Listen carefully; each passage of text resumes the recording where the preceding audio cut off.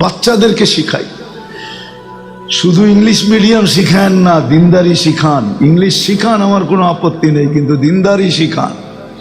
দিনদারি যদি শিখান, আমার বয়ানে আছে, আমি একবার আমেরিকার এক এয়ারপোর্ট দিয়ে বাহির হইতেছিলাম, তো এক ইংরেজ মহিলা কাঁদতে ছিল।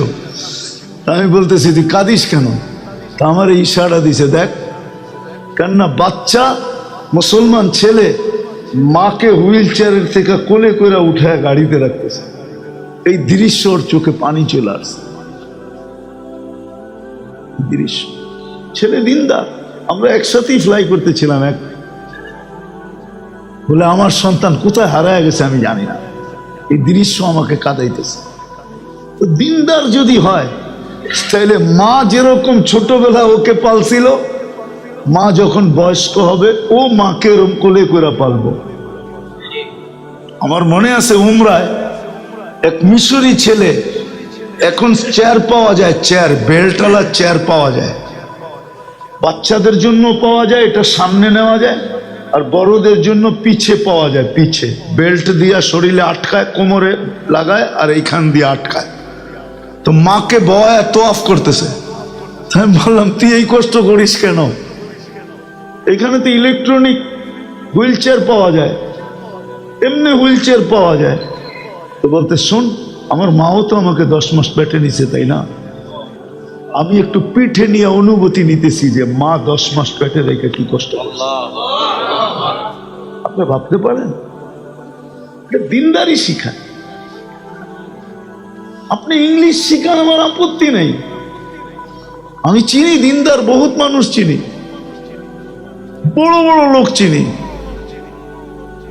আমেরিকার সবচেয়ে বড় cyber professor Bangladeshi, cyber crime পড়ায় যে বাংলাদেশি। আমি ওনাকে কাছের থেকে চিনি। হয়তো হইতে পারে জানুয়ারির 10 তারিখে ওনার সাথে আরেক দেশে আমার দেখাও হবে, একসাথে মিট হবে। সাইবার ক্রাইম পড়ায় নিউ ইয়র্কের সবচেয়ে বড় ইউনিভার্সিটি। বাংলাদেশের 200-400 ছেলে পেলে আছে। কাদের ছেলে এটা বলবো না, এটা আমি চিনি এদেরকে। সাইবার ক্রাইম পড়ায়। এই জুব্বা পড়া যায়, পাগড়ি পড়া যায়, দিনদার, পুরো ঘর দিনদার। এন্টার ফ্যামিলি, 4 ছেলে 2 মেয়ে, সব দিনদার। শুধু দিনদার? দুটা তো আছে সবচেয়ে বড় ভালো স্কলার, ইংলিশ, আরে আমাদের লাইনের স্কলার, সব ভালো স্কলার, নামি দামি স্কলার।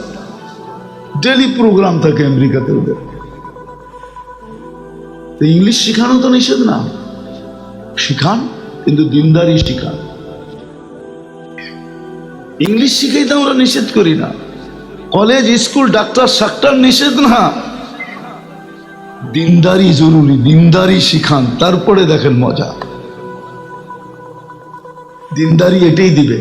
শাফি রহমতুল্লাহ আলাইহির মতো মানুষ সারাদিন পরিশ্রম করে আসতেন, রাত্রে মায়ের পাও টিপতেন আর তেল মালিশ করতেন, মাঝে মাঝে খুশিতে পায়ের তালুতে ঠোঁট লাগায় চুমা দিতেন। মা কাইপা উঠতো, আমার পায়ের তালুতে চুমা। তো বলতো, মা তোর পায়ের তালুতে চুমা দিই না, আমি তো জান্নাতে চুমা দিয়া স্বাদ নিতেছি, স্বাদ। দিনদার বানান, নিজে হন, বাচ্চাকে বানান, ঘরকে বানান, সবাইকে দিনদার বানান। একটা পরিবেশ তৈরি করেন, দেখেন মজা কি। দিনদার পরিবেশের মজা অন্যরকম। দিনদার পরিবেশের মজা, আমার সাথে চলেন, আমি দেখায় দিব আপনাদের। আমি অনেকগুলা চিনি পরিবেশ, পুরানটার পরিবেশ দিনদার, এন্টার পরিবেশ দিনদার। ফজরের সময় যদি একজন মেহমান দেখলো, পরদেশি, ওই এলাকার না, বাহির থেকে আসছে, তো সমস্ত ঘরের থেকে নাস্তা আসবে, চা আসবে, সব মসজিদে পার্টি করবে, পার্টি করবে, মেহমানদের মধ্যে বসাবে, সব মসজিদে বসবে, সবাই নাস্তা করবে, মেহমানদের নাস্তা করে বিদায় দিয়া তারপরে যার যার ঘরে যাবে। খানার সময় যদি চলে আসলো তো সব ঘর থেকে খাওয়া আসবে, সব ঘরের পুরুষরা আসবে, মসজিদে পার্টি হবে, এক আজীব পরিবেশ। আমার লোকে চলেন, আমি দেখায় দেব আপনাদের। আল্লাহ তো আমাকে দুনিয়া কম দেখায় নাই, ভালোও দেখছি খারাপও দেখছি, এরকম আছে। ওই পরিবেশের মজাটা কিরকম বল? কি মজা? না মজা নাই? বলেন না মজা নাই? কেমন মজা? রোজার ঈদের দিন সকালবেলা মাইকে এলান হয়, এলান, সবাই যার যার ঘরের থেকে নিয়ে ফজর নামাজ পড়তে আসে। ফজরের নামাজের পরে পার্টি শুরু হয়, খেজুর খাওয়া, জমজম খাওয়া, নাস্তা খাওয়া। ওয়াক্ত হয়ে গেল, নামাজ পড়লো, বাস সবাই লাইন ধরে এই বাড়ি যেতেছে, ওই বাড়ি যেতেছে, মনে হয় যে পুরাটা এলাকা একটা বাড়ি, একটা ফ্যামিলি, কোনো ভেদাভেদ নেই। আমাদের দেশেও ছিল, এক সময় ছিল। আমরা ছোটবেলা গ্রাম দেশে দেখছি, ঈদের দিন আমরা সব বাড়িতে খাইতাম, ঠিক না? কি এখন খায়? আমরা দেখছি ছোটবেলা না গেলে রাগ করতো, আসো নাই কেন? এক ফ্যামিলি ছিল, মনে হয় যে পুরাটা পাড়া, ঠিক না? পুরাটা মহল্লা, সবার বাড়ি এক। রোজার ঈদ, কোরবানি ঈদ, দুই ঈদে এরকম ছিল। ছেলেরা আসতো, বাস বুঝতো চলতেছে, খাইতেছে, না ফ্রিজ মিরিজ তো ছিল না, খাইই তো শেষ করতে হইব, ঠিক না? কি পচানো তো যাবে না, এখন তো ফ্রিজে রেখা পচায় খায়, ঠিক না? তখন তো ফ্রিজ ছিল না, পাক করে খায় ফেলতো।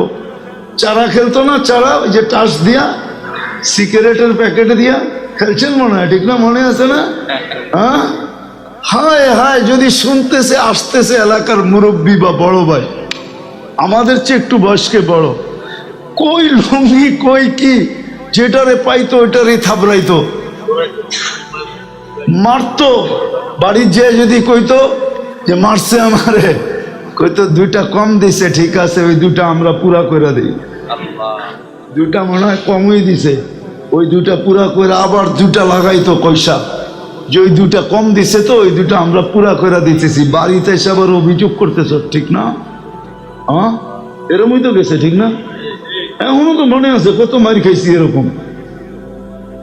হায় হায়, কি দিন ছিল।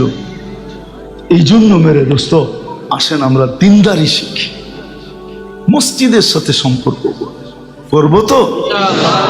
আল্লাহ আমাদের সবাইকে আমল করার তৌফিক দান করেন। হক্কানি আলেম আল্লাহ ওয়ালাদের থেকে শিখি। আলহামদুলিল্লাহ, পুরা মুন্সিগঞ্জে ওলামাদের অভাব নাই। আপনাদের এই থানা কোনটা? এটা সদর। সদর কেন, প্রত্যেক থানার ভিতরেই ওলামাদের অভাব নাই, মাদ্রাসার অভাব নাই, আল্লাহ ওয়ালাদের অভাব নাই। এদের কাছ থেকে দিনদারি শিখেন। চলেন আপনার পুরাতন রত্ন আবার ফিরে নিয়ে আসে।